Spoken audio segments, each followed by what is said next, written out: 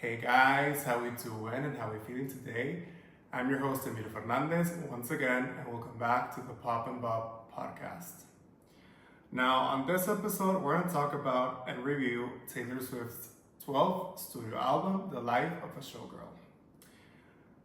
Now, Taylor needs no introduction whatsoever. I mean, she's basically the biggest artist in the world right now, so let's get on with the review. So this album is mainly a blend of two genres, which are pop and soft rock. Now, talking about who produced this album, we have three producers. We have Max Martin, which by now is a pop music legend. He has produced some of the biggest pop hits ever.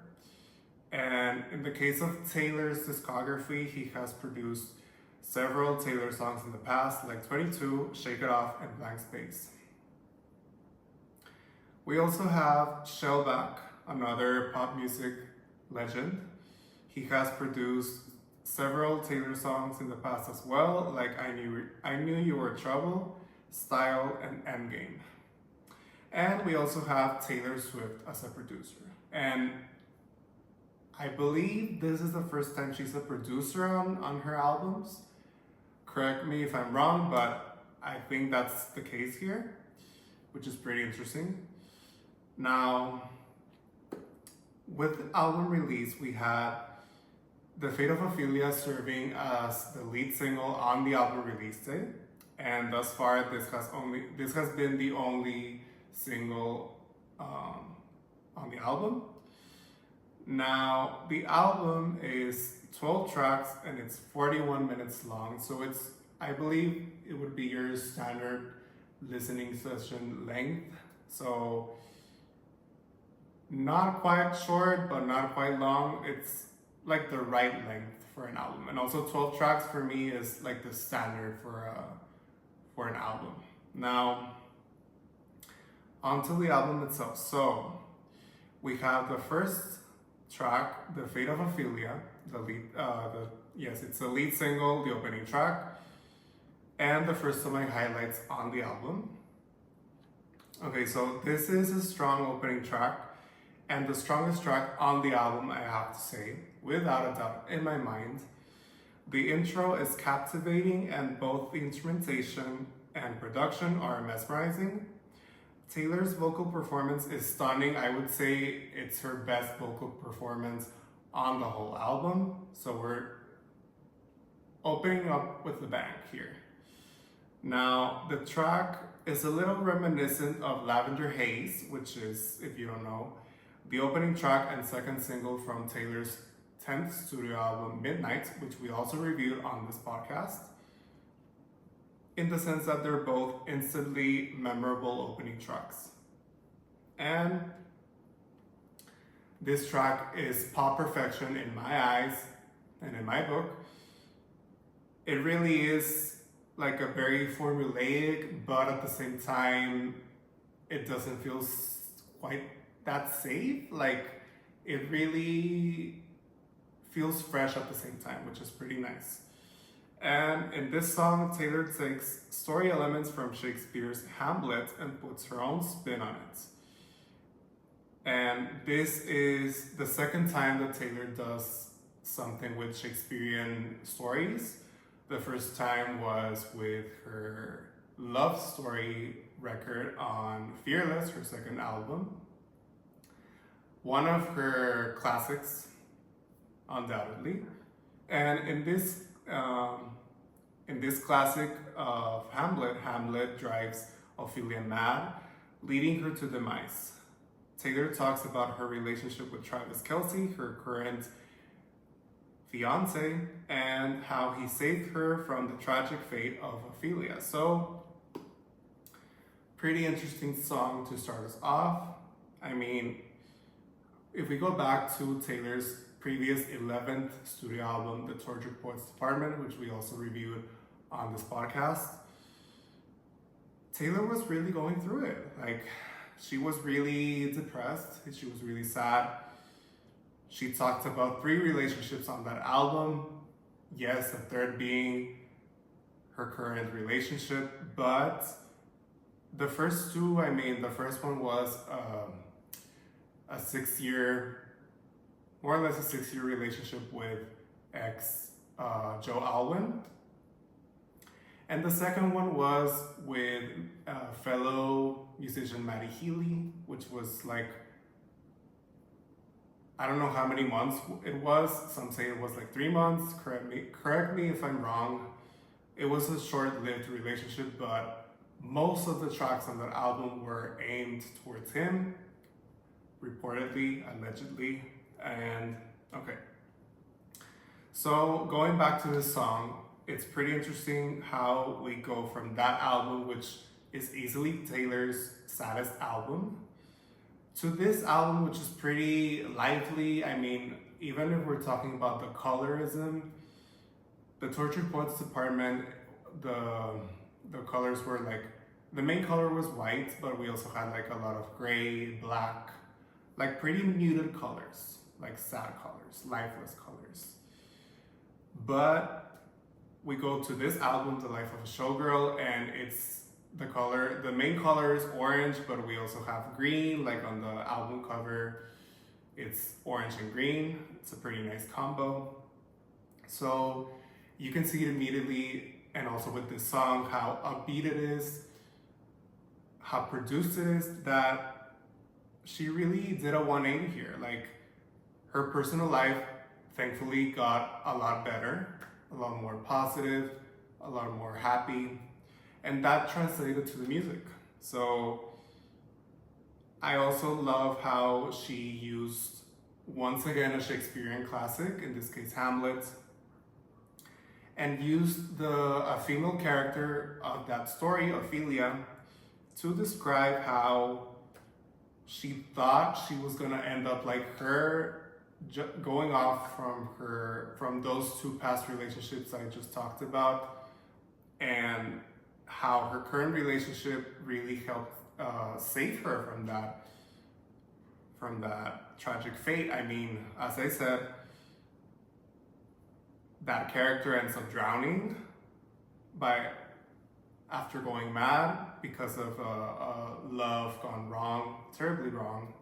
So it's pretty interesting, fascinating even how she uses those elements to craft this top masterpiece, I would say. Okay, enough about that. Let's move on to track number 2, Elizabeth Taylor, another one of my highlights. This track is titled after the late actress of the same name, Elizabeth Taylor. This track slows things down a notch during the verses and really explodes during the choruses. One of the strongest tracks on the album.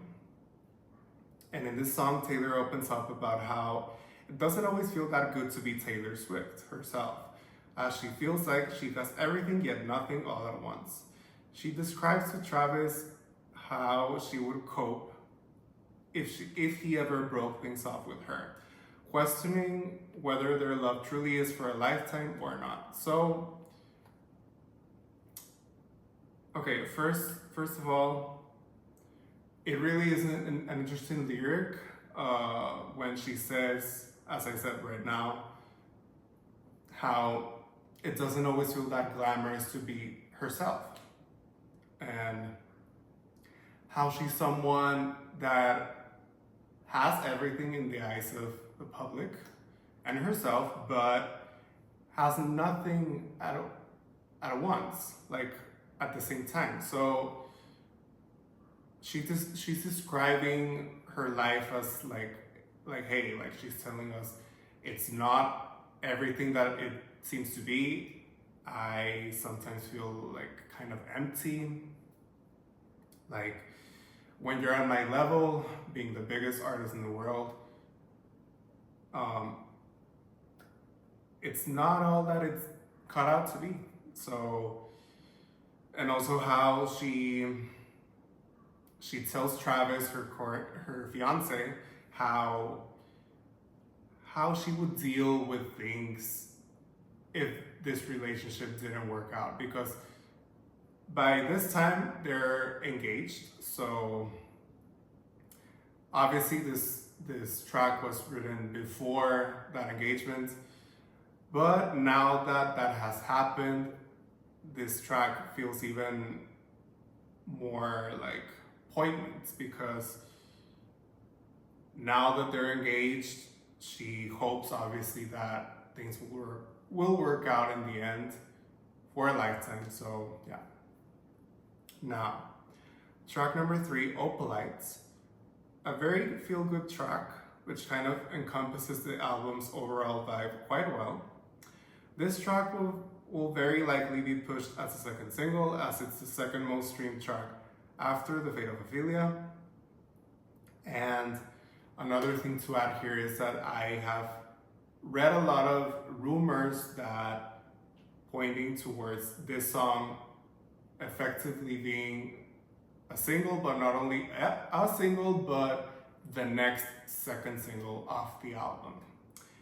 And it makes a lot of sense because to be pushed as a single, because it's a really uplifting song, and it's also a very nice contrast from the previous album.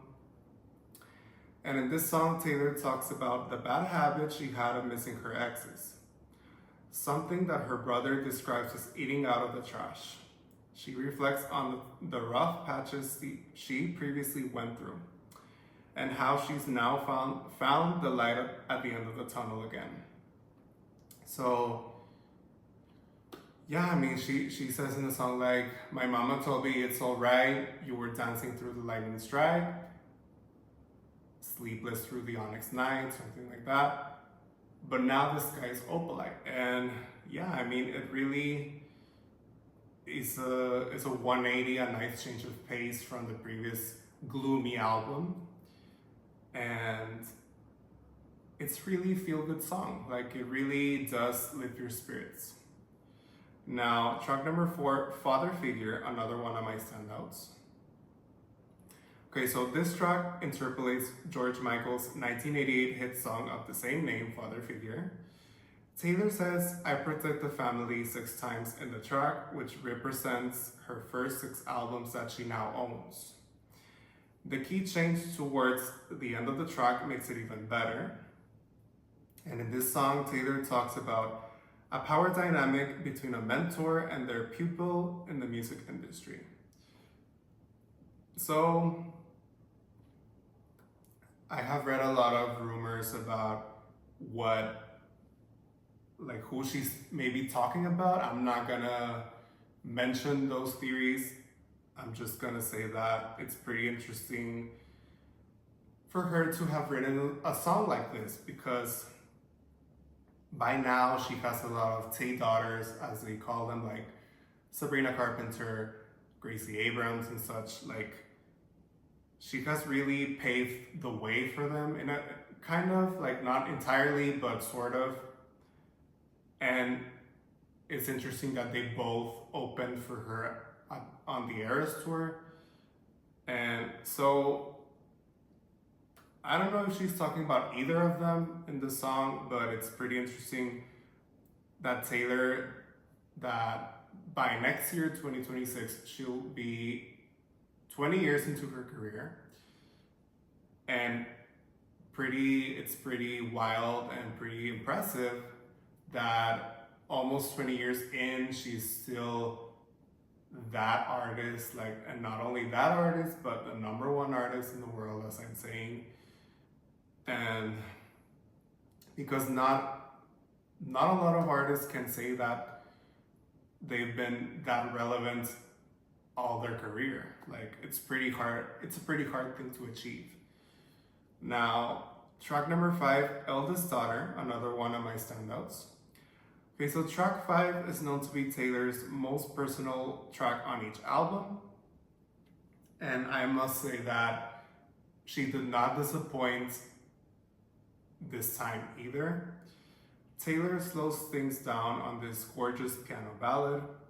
And in this song, Taylor opens up about the hardships she tackled by being the eldest daughter of her family, and how she has taken those lessons to navigate her career. Okay, so returning to the previous point a little bit, this is pretty much the only like slow track on the album, because all the rest of the songs are more heavily produced, are upbeat. So this is like the only slow moment we get, like the only laid back moment we get. Um, and yeah, I mean, it's it's interesting to see her write a song about being the oldest daughter, what that's like, and what she has used from those things she has learned to apply them to her career. Now, track number 6, Ruin the Friendship. In this song, Taylor recounts a past friendship that she wanted to be something more, but didn't take the risk, and the what ifs that lived with her after it was too late to give it a try. So, okay, this song, I think a lot of people can relate to this, because a lot of us have experienced at least one instance where we're friends with someone and there's unreciprocated feelings in that friendship, and it just so happens that you're the one that has feelings for your friend and they don't have feelings for you back, like they don't reciprocate them. So you're like, okay, what if I ruin the friendship? Like, what if I take that leap, you know? Sometimes it can work out, sometimes it may not work out. Sometimes if you take that leap, you may lose everything with that person, like the friendship, contact, everything.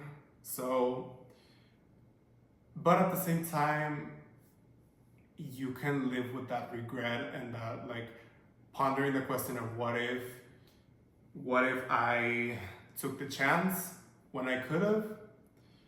So it really depends on what do you want to do with that. Like if you wanna remain friends and play it safe, or if you wanna go with your gut, follow your heart, and just go for it. Now, track number 7, Actually Romantic, another one of my standouts. The use of electric guitars here gives the album a pop rock oriented track, diversifying the overall sound. This track is seemingly aimed towards Charlie XCX, as Charlie allegedly dissed her on Sympathy is a Knife, a track from her latest studio album Brat, which we also reviewed on this podcast.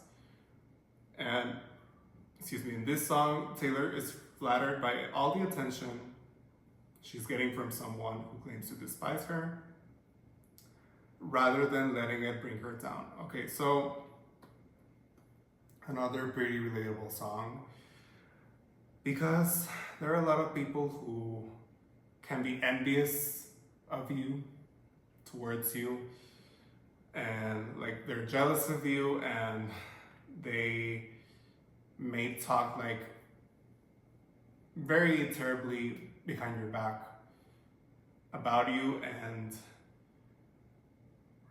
it's up to you whether you let it affect you, like bring you down, or if you let it empower you and you choose to be like, okay, I see what you're doing, but I'm not gonna fall for that trick, because I know my worth. I know that I'm not who you're describing, and I'm not gonna stoop down to your level like that. So I'm just gonna let you do your thing, and you're gonna look like pathetic and weird doing it, and I'm just gonna stay here like thriving and just view it as like kind of romantic as the title entails, because sometimes it can appear like that person is obsessed with you, like it looks sort of like they're crushing on you, but at the same time like it's obsessive and really like just bizarre overall. Now, track number 8, Wish List, another one of my standouts. In this song, Taylor pictures her future life with now fiance Travis, like starting a family with him. So it's a pretty straightforward song. Taylor's really in love, and I would say that this track is one of the most like love heavy like tracks on the album.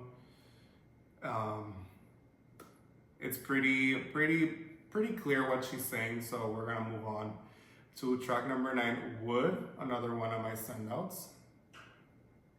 Okay, so the production and instrumentation are reminiscent of the Jackson 5's I Want You Back. This is Taylor's boldest and most suggestive track to date, so not really anything I can add here. I saw a lot of people like critiquing her being like this open and suggestive, as I said, about like in this song, because I mean, I have listened to all of her albums, and yeah, this is pretty much the most like the boldest she's been, the most like sexually driven, but it's not anything like out of the ordinary. Like for Taylor, maybe it's kind of too much, but I say like, you do you, Taylor. You can express yourself however you want, so go off. Like, I mean, you're in love, so why not just put it into the music? It's not anything to be ashamed of. Now, track number 10, Cancelled, another one of my standouts. This track gives off major Reputation bad bitch vibes, and in case you don't know, Reputation is Taylor's 6th studio album, a fan favorite. From the production down to the lyrics, one of the strongest tracks on the album. And in this song, Taylor talks about relating to her friends that have been involved in public drama and canceled for it, as she knows firsthand what that kind of scrutiny is like. Okay, so first of all, I have seen theories that one of the friends she's referencing in the song is Blake Lively, because Blake Lively, you know, with the whole like It Ends With Us, Justin Baldoni, whole shebang, whole case. And also the fact that I didn't know this until I like read about it, that Blake is a face of Gucci. So Taylor mentions Gucci in the song when talking about one of these friends. So yeah, a lot of things point towards Blake being one of these so-called friends, canceled friends. And I mean, Taylor is no stranger to being canceled. I mean, the most infamous incident was before Reputation, what we know now as Reputation, when she was canceled. And yeah, you know, it's a pretty well-known thing by now, so she knows what that's like. So, and I mean, a lot of us can relate to this as well. I mean, there are people who want to cancel us for something that maybe we didn't even do.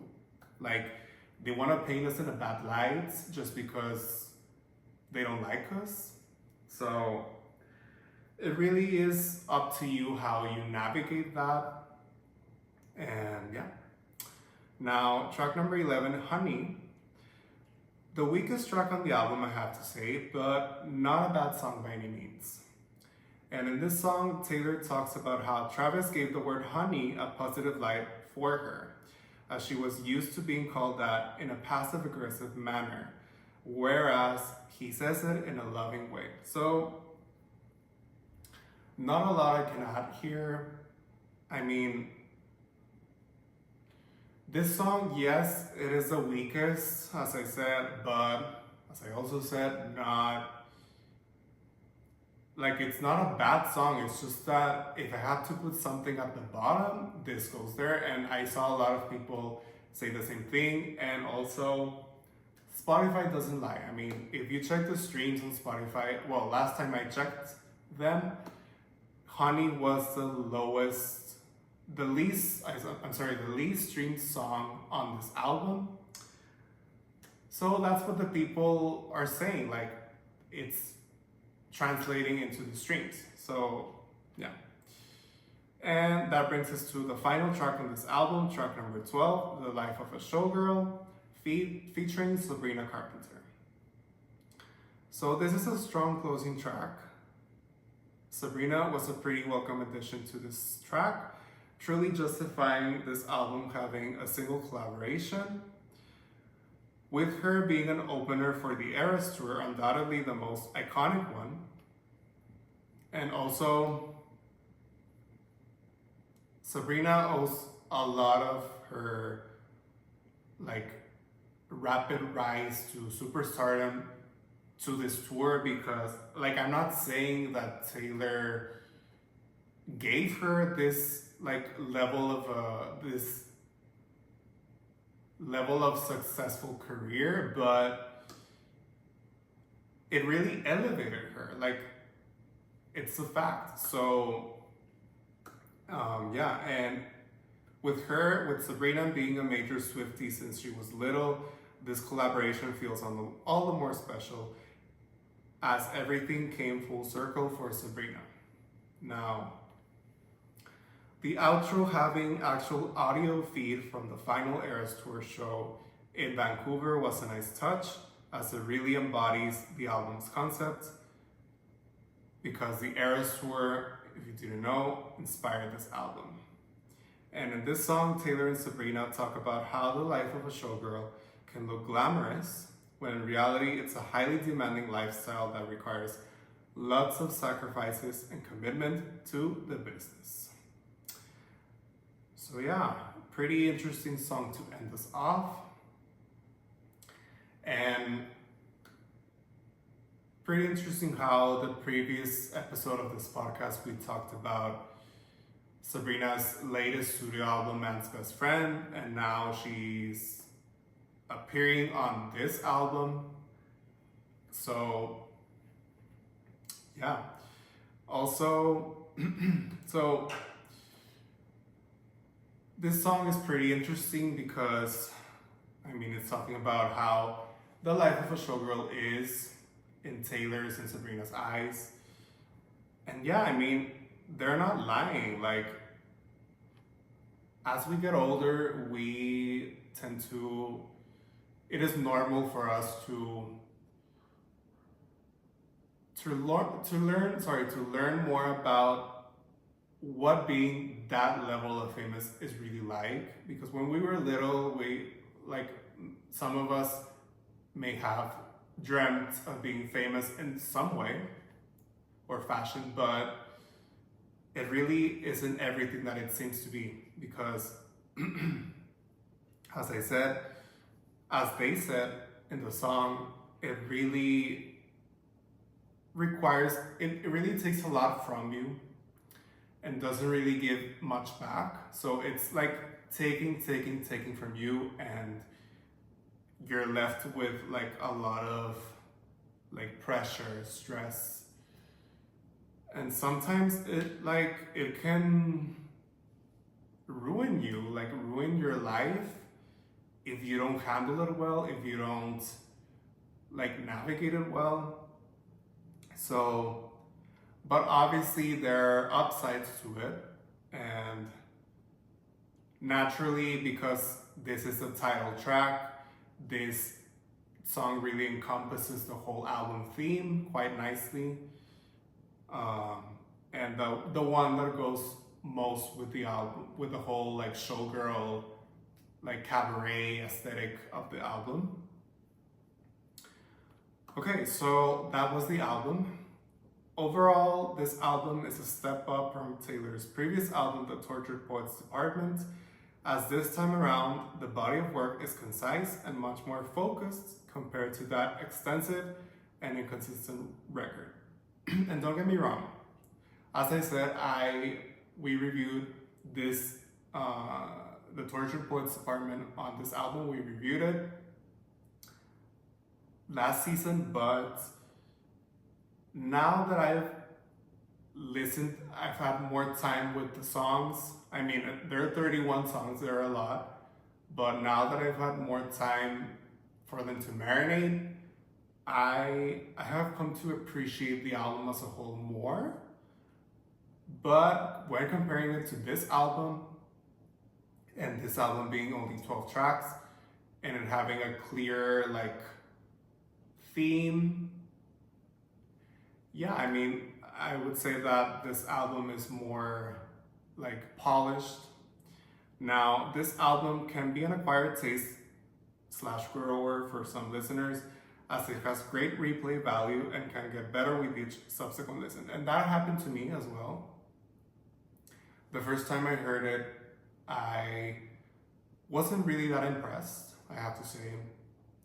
But I have listened to it more times in its entirety, and I can say that it really can get better. At least for me, it did. So if you didn't love it at first, give it a second listen. Maybe in the second listen, as it happened with me, you'll appreciate it more. You'll find more tracks that you love. And given that Max Martin and Shellback are co-producers, two legendary pop producers, as I said at the beginning, this album did have pretty high expectations to meet. And while the finished product is of good quality, it could have been more than that. Because the Showgirl aesthetic gave the expectation of a more energetic, show-stopping sound. And overall, the songs that we got don't quite match that vision. So, yes, I said just now that this album has a clear theme, but like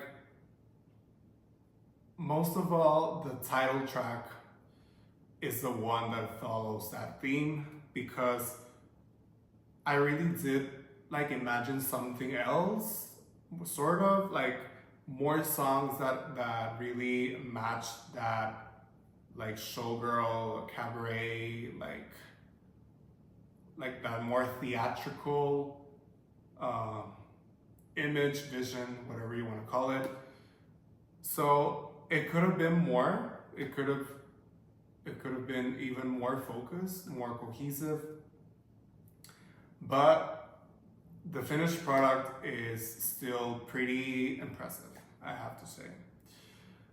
Now, Taylor released, I don't know what you can call it. It's not a movie.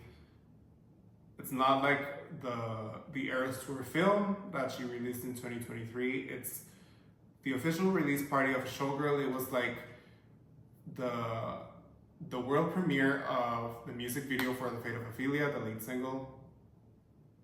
Behind the scenes of the filming of the music video, and also lyric breakdowns of each track in order of the album. And so it was that like whole package combined into one product. And what did I think of it? Okay, so this theatrical release really enriched the album release for fans, because as I said, it was a premiere of that music video and the behind the scenes tidbits and the track by track breakdown of the album. And also Taylor naturally explained the inspiration and meaning behind each song. Now, when comparing this album to the rest of Taylor's discography, do I consider this to be her best album yet? No. I still consider Folklore, her 8th studio album, to be her best album yet. Okay, so what score do I give The Life of a Showgirl? I give it a strong 4 out of 5 stars. Okay guys, so that was our review for The Life of a Showgirl by Taylor Swift.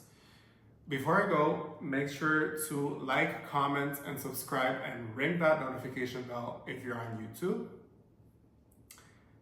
If you're on the podcast streaming platforms, review us on your podcast streaming platform of choice, whether that be Spotify, Apple Podcasts, Amazon Music, iHeartRadio, or Google Podcasts. We're on all of them. leave your comments on Spotify. I'm not sure if you can comment on the rest of the platforms. Obviously on YouTube you can, but the rest, like Apple Podcasts, Amazon Music, I don't know if you can comment there, but on Spotify I know you can, so leave your comments. And if you want more content from us, follow Pop and Bob on all social media. Okay, so this has been Pop and Bob. I'm Emilio Fernandez, once again, your host. Thank you so much for watching, and we'll catch you next time.